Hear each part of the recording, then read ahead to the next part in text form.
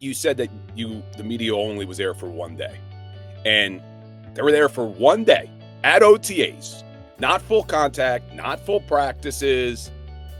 I'm fielding calls here at the Fanatic from people telling me that Kenny Pickett should be the damn starter at quarterback. That's Ed Kratz's fault.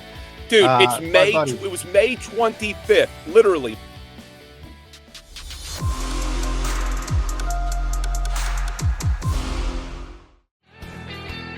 Welcome back in, everybody. Birds 365, joined now by Bill Colarulo. I hope everybody had a peaceful Memorial Day weekend, as I said at the top of the show, remembering all those who have passed for us to be able to sit here and talk Eagles with you on this Tuesday morning. But joined now by Billy C. Bill from 97.5 The Fanatic. Bill, how you doing, man? Oh, good. How you guys doing today? Doing well. Good to see you, Bill. See you in the studio. When are you on today? Always ask. 10 to 2 today, covering for a lot of people take off for Memorial Day. So yeah, I'm hosting today. So. Yeah. You get a double shot of Billy C. Once he's done with us, you go over to 97.5 The Fanatic. Listen to him there. Memorial Day. Is this the last time I'm going to see you as a single guy, Bill? You have the weight of the world looks nothing. It's not on your shoulders. You're going to be a married guy. Yeah. I get married on Saturday, and then I'll be off to the honeymoon in Aruba. That's what I'm looking forward to. So it's going to start great and it's going to finish great. That's what I'm going to predict with Bill Colarulo. So congratulations. I appreciate that. Yeah, I'm going to miss the mandatory mini camp though. First one under Nick Sirianni. Yeah, first one. And we're 101 days from Sao Paulo, Brazil. Eagles, Packers. That's how close we are. Everything's creeping up. We're going to have a mini camp next week, on-field OTAs. I think everybody got to take a little bit of a pause, Bill, over Memorial Day and take in what went on that first on-field OTA. I'm going to go to Bill Barnwell from ESPN because Bill is in my camp and is kind of like, all right, might be the stick in the mud, but let's pump the brakes here. He mentioned the offense and the way they built it. He mentioned the shocking nature. That might be a little bit too harsh of a word that the Eagles paid a running back, Saquon Barkley.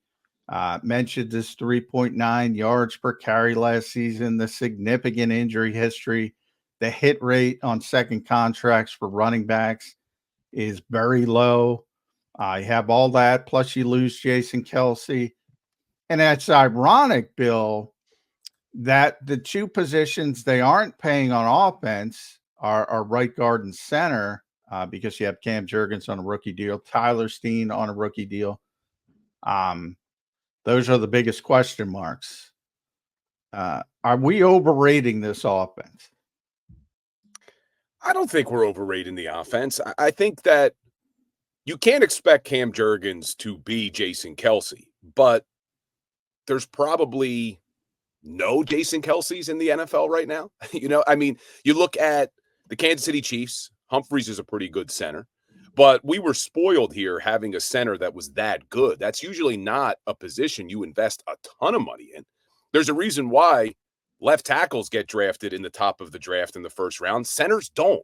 So as much as we love Jason Kelce, and he's a legend in this town, I don't think you need your center to be as good as Jason Kelce was for this offense to do well this season. And yes, right guard becomes an issue, but I'm excited to see Cam Jurgens in his natural position. Right guard, can Tyler Steen be the guy at the right guard position? If not, what's the answer there? Is it Matt Hennessy? Is it the rookie, Trevor Keegan?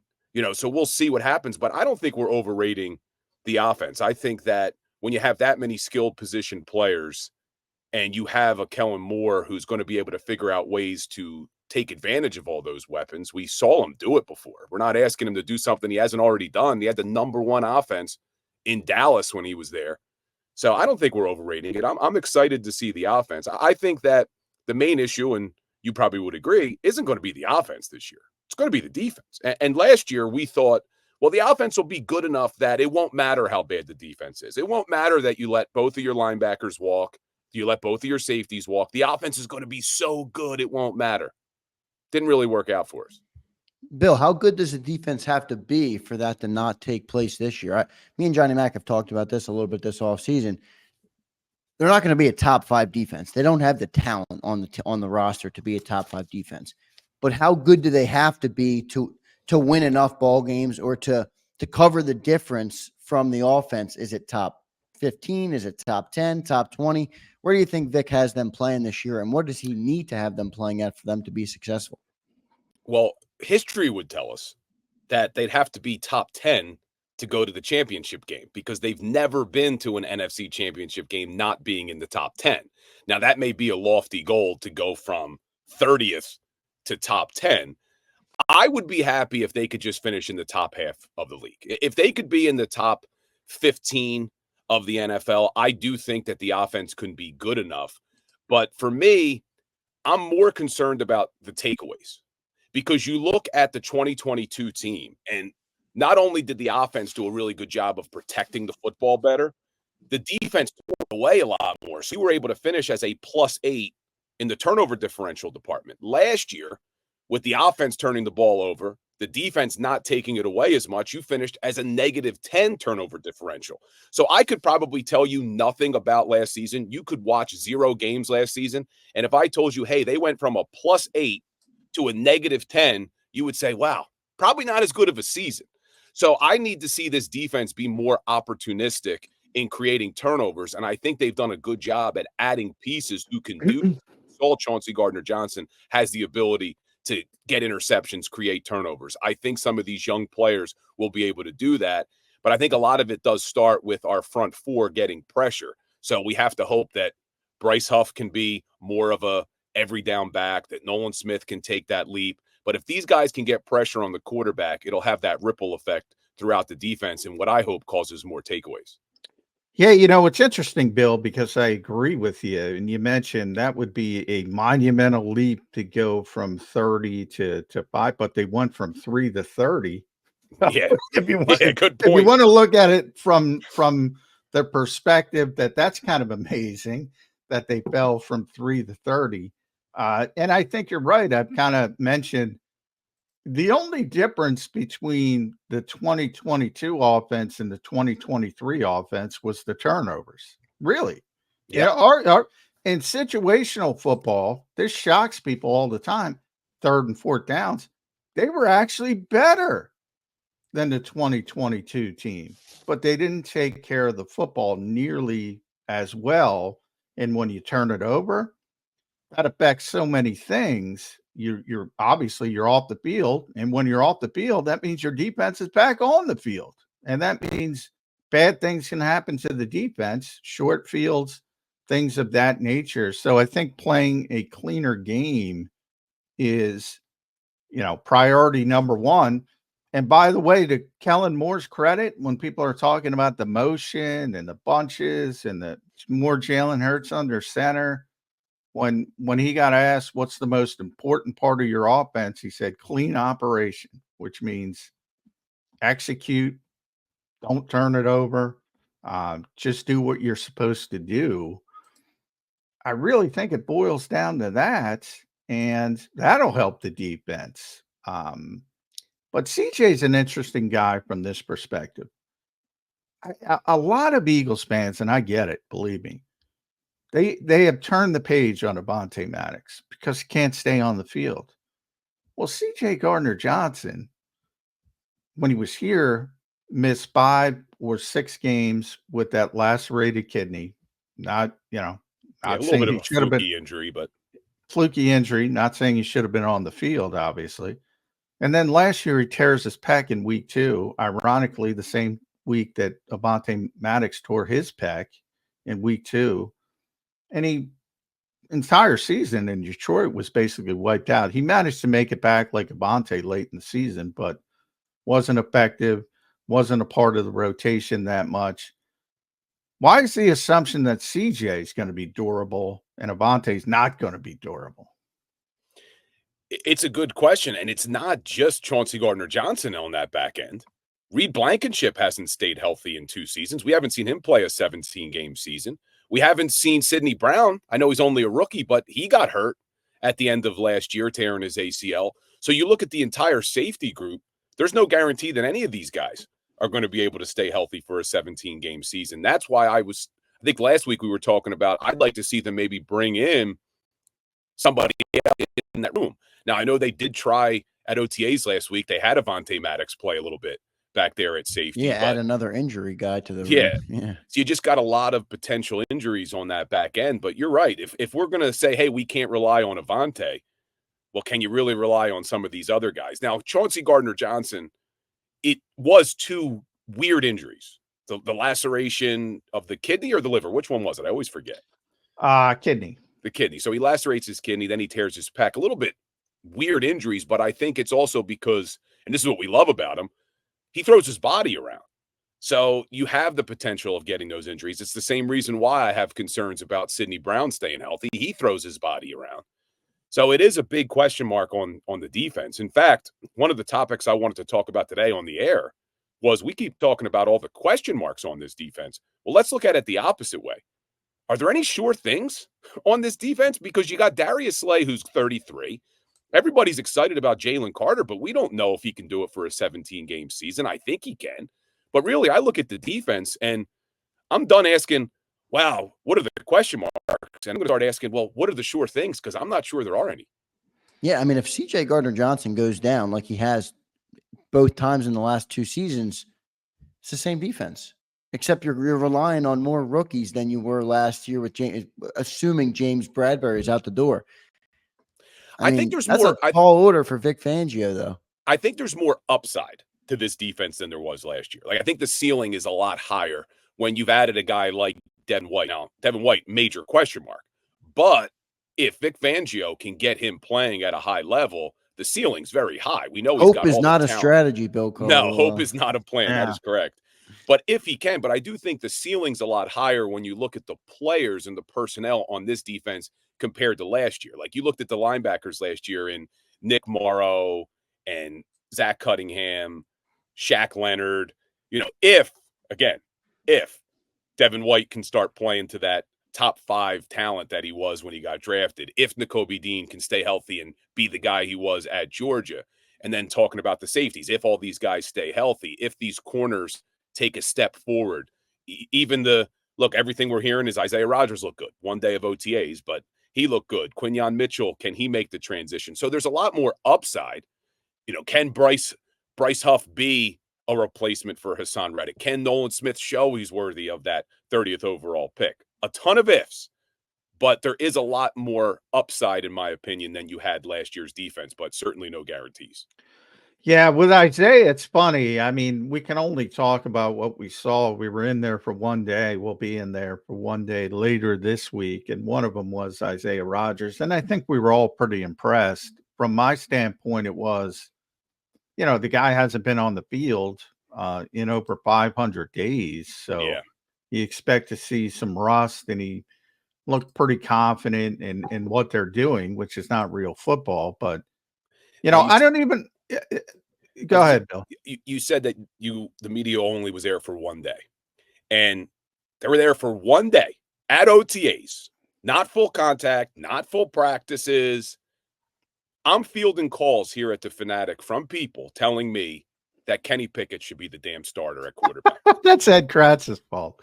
Dude, it's May. It was May 25th, literally May 25th. Well, by the way, Ed is right, but nobody read. Well, see, what happens is nobody read, and the title of Ed's column was 10 overreactions to OTAs. Overreactions. Nobody reads that part. Yeah, nobody reads that part.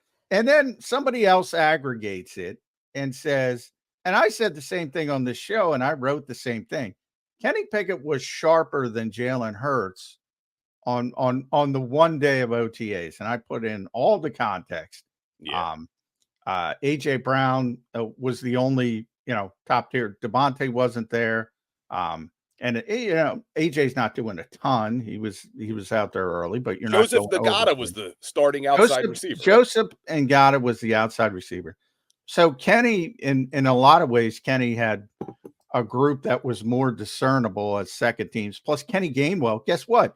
Kenny Gainwell was sharper than Saquon Barkley. That's well. Maybe that So we had to want do Kenny with and Kenny.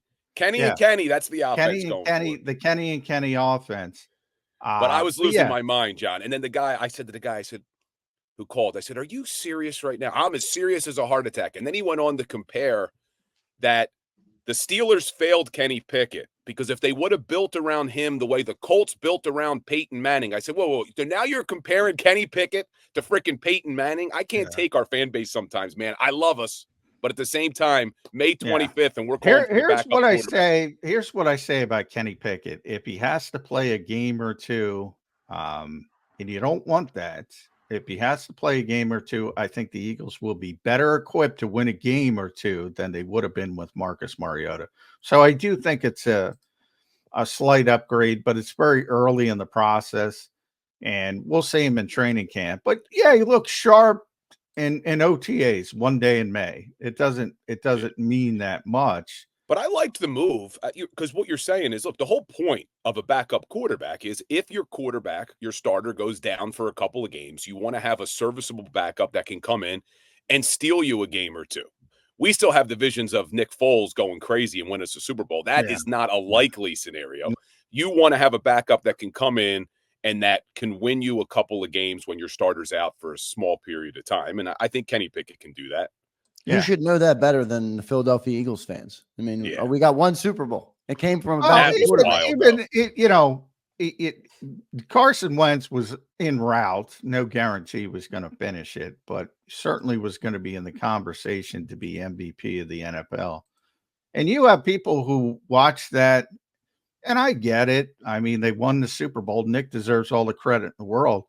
But if you think he's the starter from week 1 through the Super Bowl and the Eagles win the Super Bowl, no. boy, I got some nice real estate, nice bridge to sell you. Love Nick Foles, will always love Nick Foles, but he was never able to duplicate that success or replicate it, I should say, when he was a starter from the whole season. He was such a good, like even in the next year in 2018, people still ask the question, if Alshon Jeffrey doesn't drop that ball, what happens in that playoff run? But that was Nick Foles coming on late after Wentz got hurt again. You know, he couldn't do it from the beginning. You know what, Bill? People tend to forget that Carson wasn't ready at the beginning of that season, and it wasn't great. It wasn't a great start.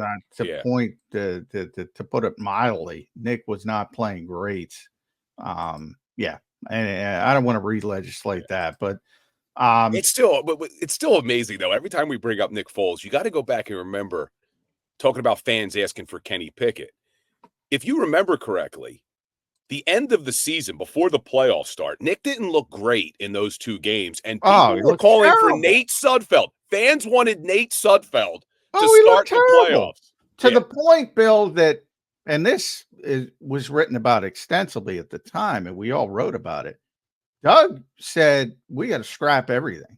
And he went to Frank and John D. Filippo specifically and said, find out what Nick is comfortable doing, and we got to rebuild this thing. And it worked out better than anybody could have expected. Yeah. What a run. Still incredible. Yeah. It really is, because, I wrote about that for some reason the other day. When you talk about injuries and you talk about winning a Super Bowl with a backup quarterback, the Eagles lost their best left tackle. It was not Jason Peters. It was Halapuli Bati. They lost their best linebacker, Jordan Hicks. They lost their best special teams player, Chris Maragos. Who else am I forgetting? Sproles got hurt. It was unbelievable. Darren was always hurt. So, but to an extension late in his career. And we talked about it with Doug, and that's when Doug said, it's not necessarily injuries at a particular position. It always hurts. But if you get multiple injuries at the same position, that's when you're really in trouble. You can kind of persevere, not to that degree. If you would have told me the Eagles won the Super Bowl with a backup quarterback, I would tell you you're crazy. And they were able to do it. But, and that's when we talk about the slot. We talk about that 3 to 30 plunge, which is so rare And they just kept using body after body. And it started in the preseason. Zach McPherson, who was going to be the backup, got hurt before Abante. And then Abante gets hurt. And they try Mario Goodrich, and he stinks up the joint. And they say, hey, Sean Desai's worst idea, probably why he's not a defensive coordinator. Let's move James Bradbury inside. That screwed James up inside and outside. Yeah. And Bradley Roby, they signed him, comes in, and then he gets hurt. And then Sidney Brown's playing out of position. Eli Ricks is playing out of position. They used 9 bodies in the slot last year. It's astonishing. In some ways, they weren't 32nd in defense. Yeah, 31st. Yeah. 31st in passing defense. Yeah. It's, I mean, that you can't overcome that. I mean, what do people expect? You just lose 4 nickel corners and you got a 5th one hanging on the tree outside at the NovaCare complex? Yeah, it's not easy. It's not easy. Well, that's why we have to hope, first and foremost, that they're able to stay healthy this year. Because they have in the 2022 season, they were very lucky when we had all 22 starters in the Super Bowl. There's always a level of luck that's needed to succeed in the NFL. Absolutely. Absolutely. But yeah, hopefully these guys on defense, we need a couple of things. We need them to stay healthy, and we need them to take a massive leap forward in skill set on a lot of these guys. We haven't seen it yet. We haven't seen Nakobe Dean yet. Even if he's healthy, even if Nakobe Dean's healthy for 17 games, I'm not ready to say, yes, he's going to be the guy he was at Georgia. We haven't seen that yet at the pro level. No, I think even if Nakobe Dean is healthy, he's not going to be that. That's just my opinion, but I haven't seen anything from him, and I'm not going to bank on that. But Bill, you talked about staying healthy. Me and Johnny Mack have been talking about this for a while. Devontae Parker retires last week, and it kind of highlights, boy, if A.J. Brown or Devontae Smith, if one of these guys happen to go, I'm not talking about wide receiver 3 in the slot. No, I'm talking about like Joseph Nada. I guess they signed John Ross. Maybe he's an option. I mean, I don't think Ross even makes the team. Yeah, we got the Grand Canyon, falling off if one of those guys goes back. Maybe they bring someone in. McCole Hardman's out there. Is it someone like that fit this team? They're going to have to, I think, because you saw it simply with Devontae Smith not being there that day of OTAs. Your starting outside receiver wasn't the starting quarterback because Devontae Smith wasn't at OTAs. Yeah, Kenny Pickett's better. Yeah. But so, yeah, I think they probably will have to go out and bring somebody in because you got to hope that these guys don't go down because you don't really have anybody that I could see filling in on the outside. Now, I'm excited to see what Anais Smith, he's a 5th-round rookie, but I'm excited to see what maybe he could do in the slot. But he's not the answer at outside corner or outside receiver. Johnny Wilson, who they drafted, isn't the answer, in my opinion, at outside receiver. So I wouldn't be shocked if they went out, but it is slim pickings right now. You mentioned McCole Hardman. Who else is really available that they could maybe bring in to help at that outside receiver spot? Yeah, I mean, McCole Hardman's not great, but at least you saw him contribute in a big spot. Now it's the Chiefs, and they have Mahomes, but he did contribute down the stretch last year for them in the Super Bowl. Bill, I'm gonna prepare you. Get ready for the Johnny Wilson hype when training. Oh, he's going to be the training camp darling. I talked to our boy Andrew DeCecco about this. The moment he makes that big catch, everyone's going to be like Johnny Wilson. Because he's big and he's probably going to make some plays in preseason. Everyone's got to calm down. Carlton Agudosi, look him up. Femi Moma, look him up. People love big receivers in training camp. They love because they make a contested catch and everybody goes, wow. Well, I was all excited. What was this, a few years ago? Was it Dorian Green Beckham when he came in? Oh, yeah. I'm like, they're gonna unleash him. They're just gonna tap into that talent. That never worked out. Yeah. Well, Dorial had a ton of talent, at least. Those were undrafted guys I just mentioned. Johnny's a 6th-round pick. They traded for Dorial Green Beckham. He was in the plans. He was supposed to be a part of the offense, but obviously it didn't work out. Was it Dorial Green Beckham who they dialed up that 4th and 1 from the goal line play for? Yes. He had one target. That was it all year. Yeah. That was ridiculous. It was, they were, that's one of those where you're out thinking to yourself, you're trying to pull, well, there's no way they're going to throw it to him. Yeah, but then they did. And they did, which is, and that was ironic because do you remember who the Eagles traded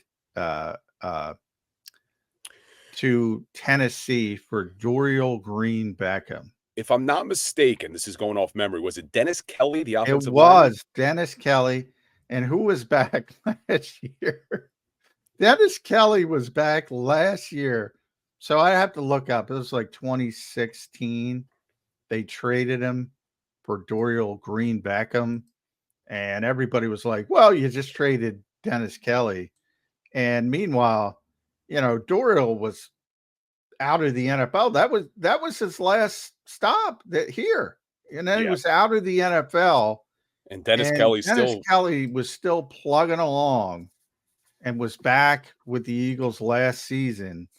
It was pretty amazing. So, yeah. You know what that tells you? The splash of the skill player. Everybody loves the skill players. Well, that's because we got that fantasy football mentality, John.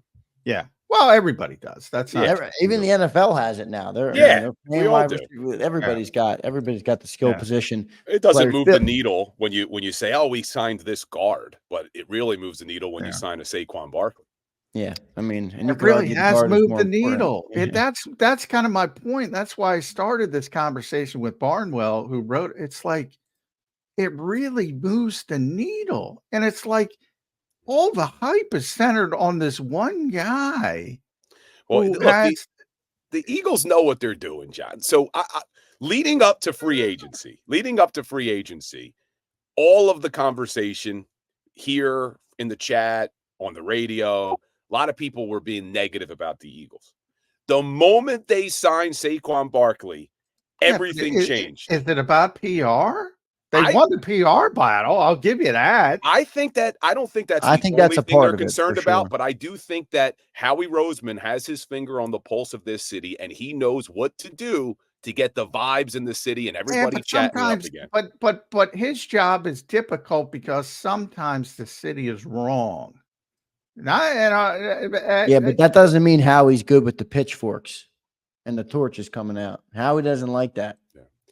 But look, and I'm not saying that the Saquon Barkley move was just a PR move. It turned out to be a good one, a good PR move. But what I liked about it, and I think we've talked about this before, is when you got receivers like Darnell Mooney getting the amount of money that he got from the Atlanta Falcons, it didn't make sense for them to go out and spend that type of money to bring in a third wide receiver. Instead of what they did is they spent that money on a Saquon Barkley and basically looked at it as we're adding a third weapon to this offense, as opposed to we're going to overpay for a Darnell Mooney who, I don't know what he had, the best season he's ever had, like 400 yards. I couldn't believe he had one big season. Did he? But it was like two. It was like 2 years ago. I was shocked because Mooney was a guy.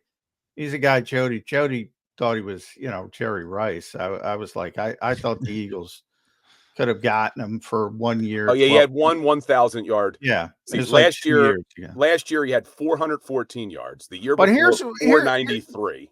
Here's what it tells you. Even when I always call it 20-point score on a bad NBA team. Somebody's got to score 20 in the NBA. Worst team in the NBA, you got to have a score. Somebody's going to score.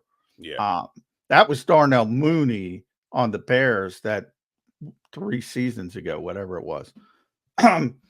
They immediately started looking for an upgrade. What does that tell you? They knew better. When Eric Wilson was brought in here, a blast from the past, everybody looked at his numbers in Minnesota, and he had 3 interceptions. He had all these tackles because he was playing for an injured, I think it was Anthony Barr that year, got injured. Yeah. And he played on a really bad defense, and he made some plays. And I said, this guy's not good. And Eagles fans figured that out pretty quickly.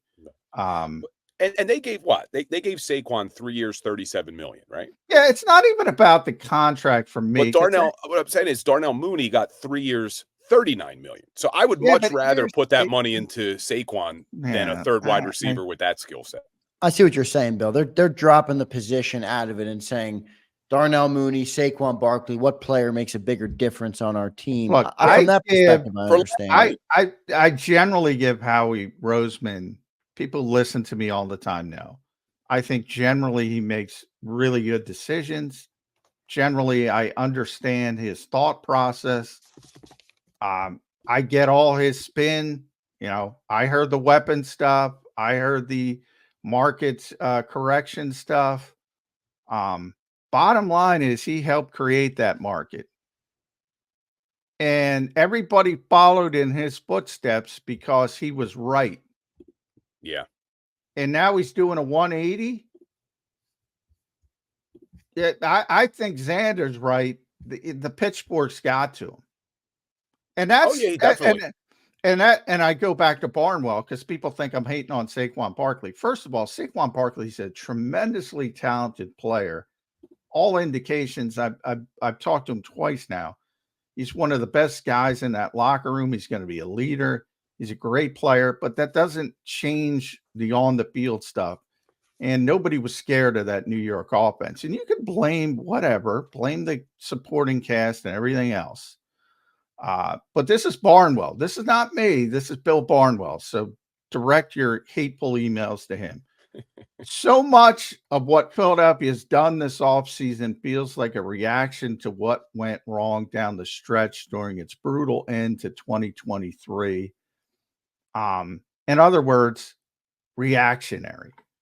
You can't be reactionary. Their thought process on the running back position has proven to be the correct one. And they were reactionary about it because of what happened down the stretch of last season. Not only that, also the coordinators and the coaching moves and other stuff as well. And I think they're in love with McCaffrey in San Francisco. Well, yeah, he's their white whale. Yeah. But my whole point of this thing, Bill, is it's one guy where I think has made people think this offseason is phenomenal. And if you peel back the onion, that isn't there to say this guy's going to be Christian McCaffrey even light. There's no evidence of that. That's what surprised me so much about the trade of Haason Reddick, because when you went and you paid a Saquon Barkley what you paid him at running back, to me that signaled we're going all in this season. We're going to take a shot.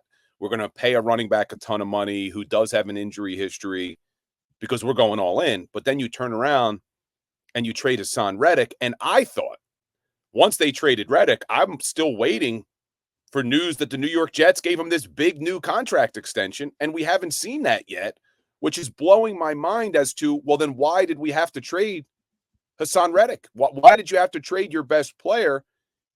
Now I'm going to. Yeah, now you're not allowed to ask Howie about it too, which drove me nuts. No. Well, he was unfair we asked him about it. Unfair, and he almost put up a stink like, "Hey, don't ask me about that." Well, yeah, because the guy said for a conditional pick. Well, it wasn't conditional. Well, we understand it wasn't that it was a true conditional pick, meaning you're getting one, but we gave up our best player on defense for a 2026 draft pick, and we're not allowed to ask the general manager. Now I'm going to defend Howie from the perspective of he was unfair. That was Dave Uram. He should have answered the question, and he answered the question. He's talked to us about it numerous times, but in the case of Haason, I get it from your perspective, Bill. You're saying he hasn't gotten the rework deal with the Jets. Maybe he won't. But the Jets, and this happens all over the NFL, the Jets in Haason Reddick's mind are not the Eagles. In other words, he didn't wreck the NFC Championship game for the Jets. He didn't have 30.5 sacks in 38 games for the Jets. He did that for the Philadelphia Eagles. Yeah. And they signed Bryce Huff for $17 million a year, and he's making $15 million a year. He's not playing on the final year of his contract here. He might have to do it there, but he ain't doing it here. There is no way you can bring him back and pay him less money than Bryce Huff. No, absolutely no way. And I think really they should have given him an extension and given him a little more money. I would have been completely okay with giving him an extension, giving him a little bit more money. When they signed Bryce Huff, I was excited, but I said, I'm excited if you're pairing Bryce Huff with Haason Reddick, not to replace Haason Reddick. And that's essentially what they did.